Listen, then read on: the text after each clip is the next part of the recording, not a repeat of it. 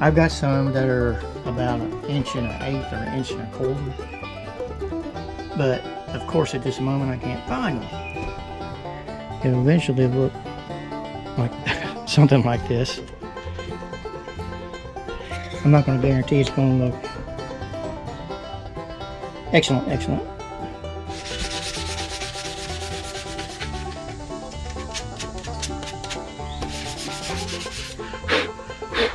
An inch short. They were supposed to have been 13 inches. I thought it was 12. All I've got is time. But I'm hot right now, so I'm gonna go inside with the dog and cool down and come back out and get on it. Could possibly be overkill. Weird, battery died. All right, it's done, installed. Hey everybody, welcome back to the channel. I just wanted to have a little message before we get started here. You know, this project here is it's not that expensive. It costs a little bit less than what you can buy a fancy dog gate, I guess you can say. But this is geared towards more people who just like doing projects, like doing woodworking or whatever. Because you need a few tools to do it. You can do it with a hammer and nails. You could, and a handsaw, because the wood's not that big. It's just a little, I think 1.25 inch wood stock. But I've got a nail gun and stuff like that, so it just makes it quicker. But if you're somebody that already has a few tools and you like messing around with woodworking, this is a project for you, you know. And you'll see through the video the reason it's designed the way it is because of the space that our walkthrough is in between the wall and the counter. You know, most doorways are 3 foot, most of them are. So this one here is 45 inches. So I have a big long span. And if you have a smaller span, you can make a smaller gate that you can just put on hinges. And do it like that. I could have made one where I had a little section come out from the counter, then had a gate and everything. But by the time I did all that, I would probably spend more money than making one than I would if I went and bought one somewhere. So that's why I did this project. And like I said, I like messing around with that kind of stuff. My gate is the size, the height it is, because our 3 dogs, they're not jumpers. 2 of them is pretty old, and even though the younger one could probably jump over it if he wanted to, he's not a big jumper either, unless you got food in front of a treat. So that's why it's the height it is. I could have made it, you know, higher, but it really wasn't necessary. So I'm building stuff economical for me. I know what we need. I know what I need. So if this, hopefully this project will give somebody some ideas. I had a couple other ideas how I was going to do I was going to turn the wood slats on an angle, but I decided not to. I just put them straight. Well, you can do what you want with it. But I just wanted to let y'all know why it's built the way it is. And I just thought maybe somebody might be able to have some fun with it and maybe make them a dog gate too. All right, let's get at it. Okay, try to get this in here. So this is representing the space in between the wall and where the counter starts. If you can see this, there we go. So the top frame is going to be there, and the bottom frame, this is actually 2 pieces of wood, one there and one there. These are going to be slats. I'm going to put it in there. The whole thing is going to be 16 inches high. So this part is going to be 45 inches long. Now the the top and the bottom pieces are going to extend, I'm thinking around 2 foot past, and then we'll be tying them in to the cabinet. I've got, now that this part may change, but for now it's going to be some straps. I'll show you as I'm going. They're going to surround the top piece and the bottom piece, and it'll allow it to slide back and forth. And I've got some furniture. Have you seen the little round furniture cushions that you can put on the bottom of your furniture so they'll slide on the wood floor on your chairs? Well, that's what I'm going to put on the bottom here so it slides along the floor.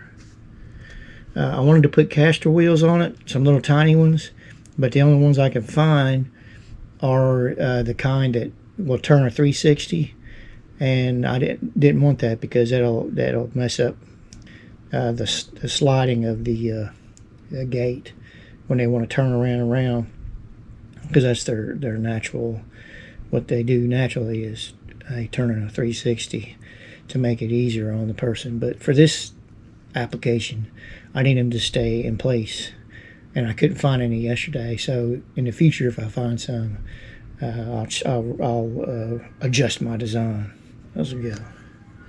All right, now take you outside and show you my material. All right, here's the wood, the stock I'm going to be using. These are simple little fern strips. Hopefully not have to use the bad part. These are just rough lumber. I wanted something lightweight. As I cut my pieces, I'll sand them down, make them look as good as I can. Then after I get it all built, I'm gonna let, when Robin gets home, I'm gonna let her decide what color she wants to paint them or stain them or whatever. Then I'll just unscrew it from where it's going to be and redo everything. But right now I have a problem. Of course, you can't find nothing when you need it, so I'm not going to screw it together because the wood's so thin.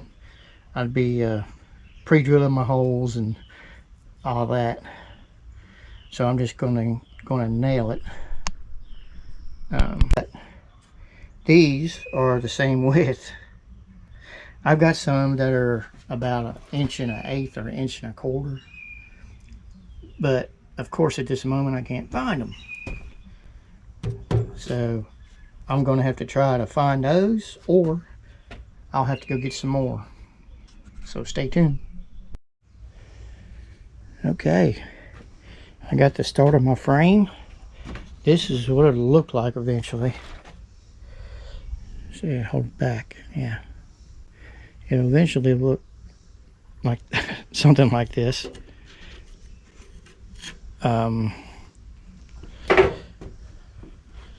I'm going to cut right here, if you can see it. That is going to be where my slats stop, and that's the open area. Okay, in between, this is where the counter starts. So this part will just be there for the balance when it's shut, to hold it on there. And I got, this is what's gonna hold it on for now, is that it's gonna be screwed. Let's see if I can turn it. That's going to be going into the cabinet area wall. I know it's not great, but that's all I can do for now. Those were just relatively cheap. I'm going to be changing it, I will say, just not right now. So now I'm going to cut my 12-inch pieces to go in here. Then after I get that done, I'll sand everything before I put it all together, and I'll show you how the rough cut part looks before sanding and then after sanding. And it's hot. It is hot. It is 90 degrees. Like I said earlier, the temperature really hasn't gone up. Oh yeah, it's gone up a little bit. It's about 91 right now. The humidity is about the same though. It doesn't feel bad in the shade, but it's still hot. But out in the sun, yeah, it's hot. Okay, you can see how rough this lumber looks. I'm not going to guarantee it's going to look excellent. But after I sand it, it should look a whole lot better. And then once we either stain it or paint it, it'll even disappear a little bit more. So let me run the sanding block over it and see what happens. Okay, there's the piece I just showed you a minute ago. Ran it over the sanding block. It's still got roughness to it, but it's a whole lot smoother than it was 2 minutes ago. So what I'm using is a sanding block instead of sandpaper, and it's 120 grit. It allows you to do angles, so you can get in some if you have any angles, which you know we don't, everything's squared up, but still may help though. Alright, so now I got to sand the rest of it, and then get it all nailed together. I'm right here on my porch where there is no room, because this is Robin's goose factory. It's got a lot of goose stuff on it, but that's alright. I don't need much room, and we'll be done here after a while. Get ready to go in and cool down a little bit.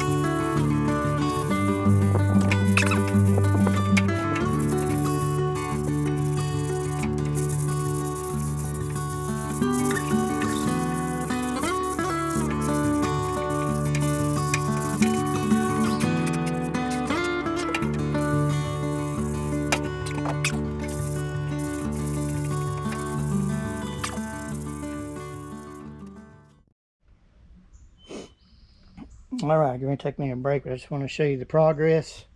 I would have had more progress when I initially had these laid out and measured it. My rungs were going to be 12 inches like these. Got everything done. There's 7 of them. Everything is sanded. Went to put the first one in after I had these nailed on.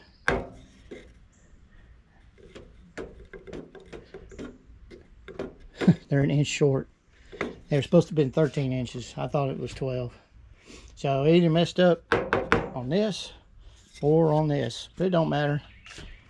Just gonna have to do them back one at a time, make the 13 inches, and sand them down. All I've got is time. But I'm hot right now, so I'm gonna go inside with the dog and cool down and come back out and get on it. It is still 92, around 92, and humidity is still the same according to my gauge, but it feels like it's getting hotter. But I am in the shade. I'm here underneath my porch, so other than the bees that are trying to come back in, I'm doing all right. I'm gonna have to get rid of them, I guess. Be back in a bit.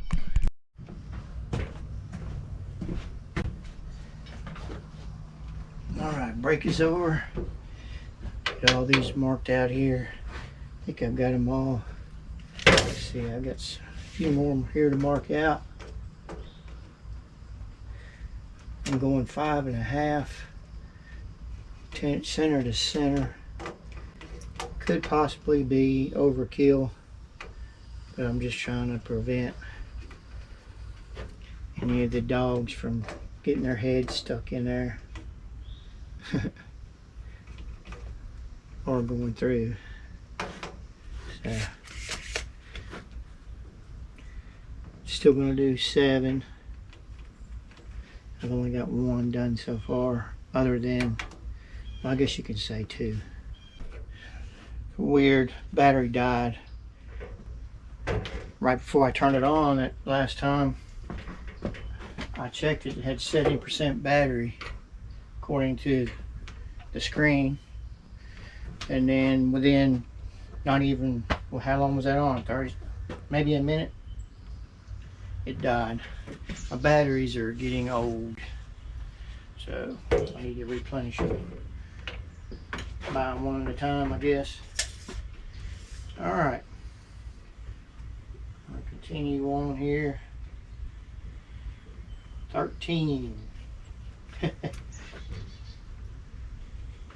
gonna cut them one at a time instead of just all at one time, because I want to keep them as tight as I can. If I mark them out all at one time and cut them, the width of your blade, if you get your cut wrong, it could end up being short. So, wish I had a little miter saw up here.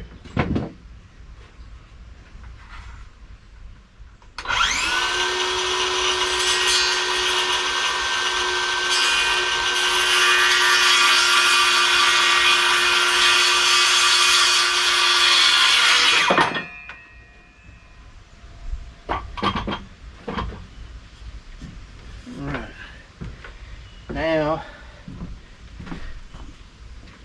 I have to sand this one.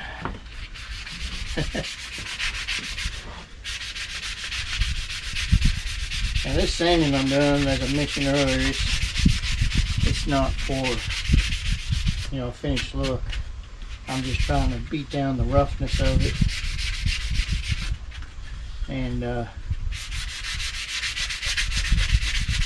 when my wife decides how she wants to finish it, whether it be paint or stain, then we'll decide if we want to do a fine tune on it. I mean, it doesn't look bad the way it is.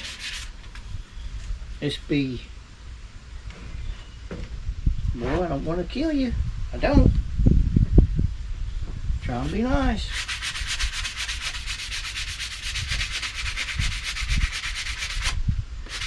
If you watched the last video, I mentioned it had a beehive right up there. It wasn't very big. It was starting to get big, and the morning that I was going to spray them, the nest or beehive had fallen. So where it's at, I don't know. Yeah, pretty crazy, isn't it? Yeah, this one's a little bit shorter.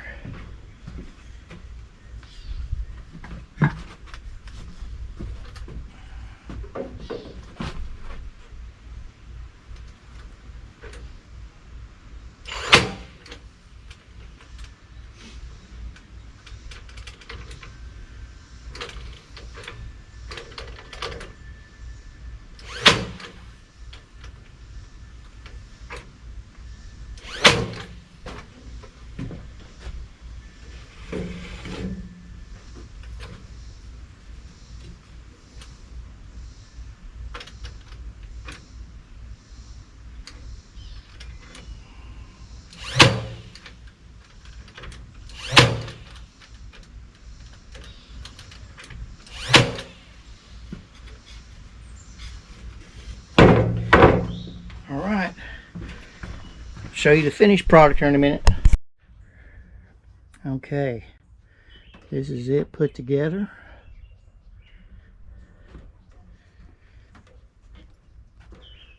Again, this is going to be the part from the wall to the cabinet. So the only thing that I don't like, I knew it was kind of knew it was going to be that way. This is how flimsy that is. So I may have to figure something out, but it's going to be sitting, you know, this is going to be on, well, which in one of these ends, can't remember which one, is going to be on the floor. And then we'll have the sliding pads on it, which I'm getting ready to put on here in a minute. So I'm just going to go ahead and get it installed. And we'll see what it looks like. All right, it's done, installed. Preliminary installation. I already called the video call to my wife and got her approval. She liked it. So, opens pretty easy. Be better if it had caster wheels on it, but I can always do that later when I find the ones I want. And there, it slides in that slot there. These are electrical PVC straps. They're called a 2-hole strap. You see the one there and then one there. And just put 2 of them on there. I could put more, but I think it's fine. I think it's going to work okay. Then on the floor, I ended up putting 2 strips down here to hold it in place. Whenever you open and close it. So, and then it's got the little carpet things on it right here. And I ended up putting a strip here to kind of solid that up. Can't put one on the top because of the straps. So this just has to free float like that. I just don't have a choice. So I guess I could put one on this end because it'll never go past there. See, you can open it all the way up if you want. So, which we don't really need that for because right now we got the bar top right here, which we are thinking about when we remodel the kitchen, cutting it off square right here with the cabinet to give us more pass-through room. But it's down the road.